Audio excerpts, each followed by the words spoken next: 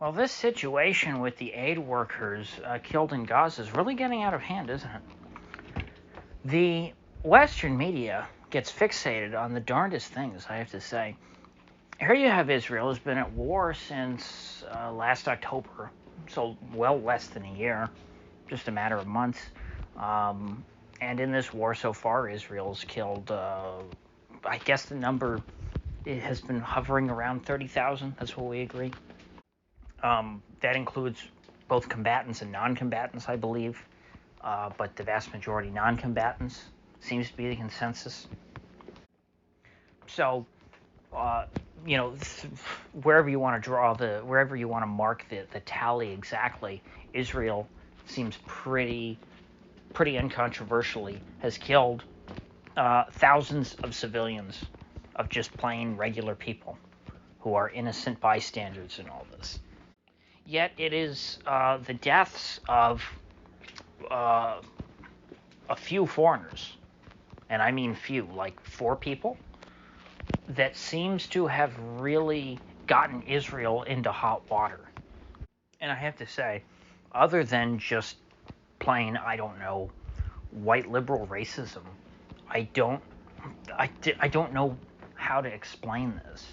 There's no real logical reason why this is somehow crossing a line and everything else hasn't.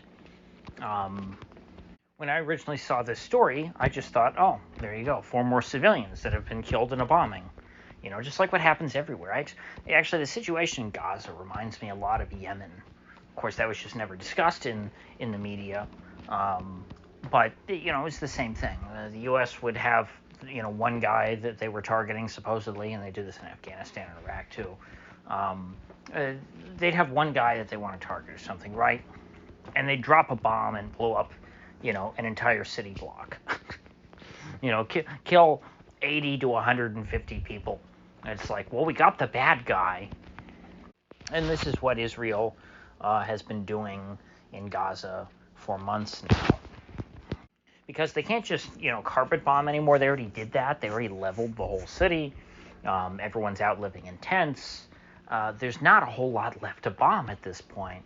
And so they're having to do these precision strikes, which apparently they're picking targets like they're picking so many targets they don't even have time to have a human select them. They're having AI supposedly try and identify who's the greatest risk and then select them and say, okay, kill this person next, and then they just indiscriminately drop a bomb wherever they think that person might be, completely obliterating anyone within I don't know, 100 yards or so, something like that. So thanks, NVIDIA, for turbocharging and powering the AI future.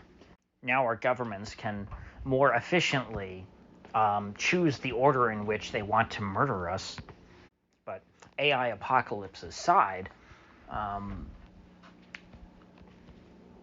in one of these random strikes, seemingly random, Israel killed some foreigners who were working to deliver aid because Israel was bombing an aid convoy, as they're wont to do, because they don't want too much food getting to the refugees from Gaza City, who are now scattered in southern Gaza, where there's no infrastructure and no housing. And so, since these people were trying to deliver aid, they really were, to Arabs, they are enemies of the Zionist movement. I thought that this is just sort of taken for granted these days. These people do not have the same rights as other Westerners, even. After all, there was that famous case in 2004 of a 20-year-old or so American girl who was protesting Israel demolishing Palestinian homes, and I think it actually was in Rafah, because that might be down by where the Israeli settlements were in Gaza, if I remember correctly. And anyway, so they were bulldozing the homes of Arabs, and evicting them, seizing their land. And she stood in front of a bulldozer, like human shield style, and like you see the the environmental wackos do here in America. They sit in front of the bulldozers so that they can't tear down the trees. It's like, well, the Israelis didn't care. They just ran her over. And, Zionists like Ben Shapiro love to dance on her grave and celebrate and say, ha ha, what an idiot. She stood in front of a bulldozer. Isn't she stupid? And they love to piss on the memory of an American who was standing up for private property rights. Something that, this is right-wingers, we're told. Someone who's very right-wing, the media tells us, like Ben Shapiro, loves to shit on someone who was just standing up for private property rights. And so her death has never been, was never, even at the time, like controversial. It was understood. It's like, oh yeah, she had it coming because she stood up against Israel. That's what happens, to you dumb Americans. You criticize Israel, you get the bulldozer too. And in various Palestinian towns, it's pretty common to see like streets named after her. She's like an important figure because it's like, oh wow, look, an American who thought we were human. Isn't that novel? And so I would have expected these aid workers to be treated in much the same way. Yet for some reason, maybe it's because Israel is losing control over the narrative internationally, that is not the case. And like they're clearly feeling some heat because they have a sacrificial lamb, some commanding officer who has been demoted over this, which again to me is just like bizarre. It's like, well, you guys are ordering airstrikes against people every day, killing all sorts of civilians. It's like you demote a guy over this, over 4 people. And I'm sure in the aid convoy they killed a lot more Gazans than they did these folks, but these are just 4 people who happened to be there who were foreigners.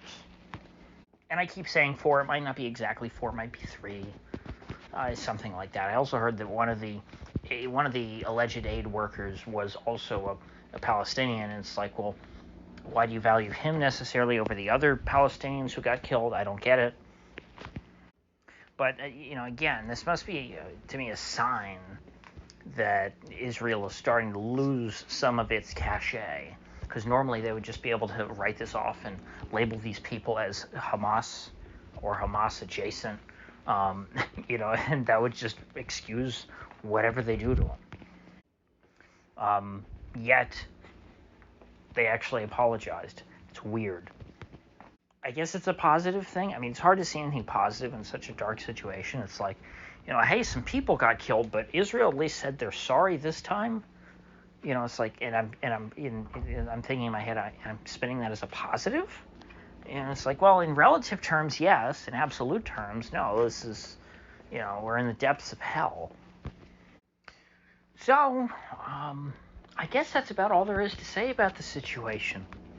It'll be interesting to see if this is an anomaly or if we start to see more examples like this in the future of Israel doing things that they've been able to get away with just fine in the past and actually having to, sort of pretend like they're sorry because there is, a media backlash against them. And, the other thing is Zionists technically think of the mainstream media as being very, very hostile towards Israel anyway.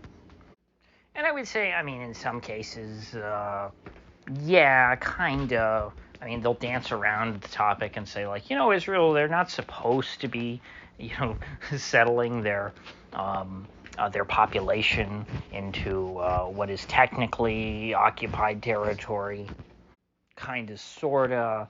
But at the end of the day,